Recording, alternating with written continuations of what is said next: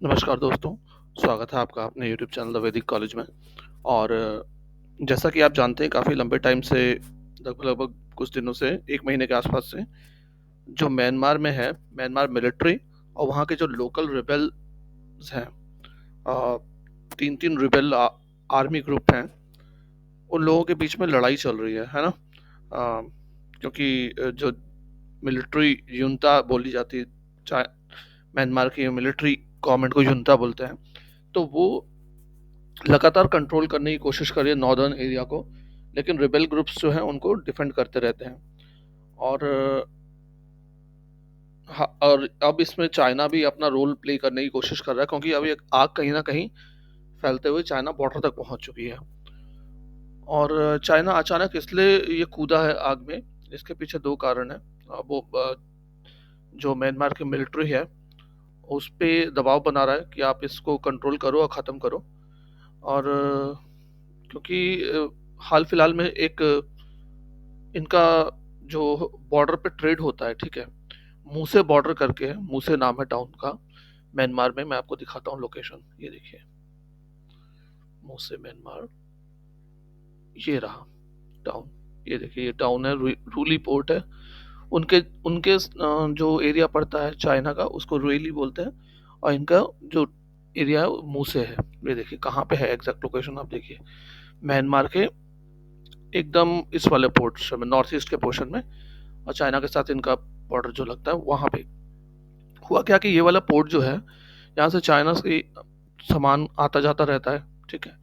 तो जो तीनों आर्म्ड ग्रुप के रिबेलियंस हैं म्यांमार के, इन्होंने ड्रोन से अटैक किया उस कॉन्वॉय पे जो सामान लाता है बॉर्डर के क्रॉस आ जा रहा था।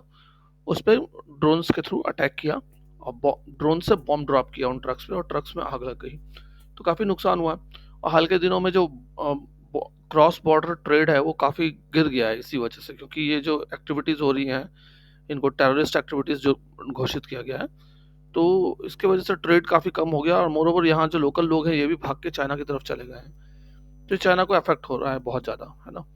और दूसरा कारण ये था कि एक मैं आपको एक और जगह दिखाता हूँ, लाइजा करके जगह है म्यांमार में।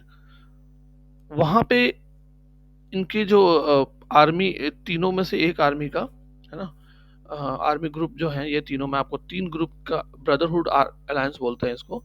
Arakan army, Myanmar national democratic alliance army, जिसको MNDAA, और थाआंग नेशनल आर्मी, ये तीनों ग्रुप मिलकर लड़ रहे हैं म्यांमार की मिलिट्री के अगेंस्ट में।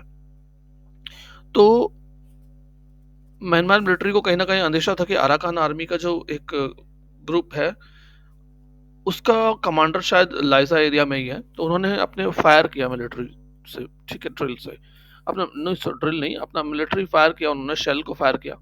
तो फिर शेल जो है क्रॉस बॉर्डर करके चाइना में गिर जाता है, और चाइना में गिर के अब चाइना के हिसाब से वहाँ एक आदमी मरा और कई घायल हो गए।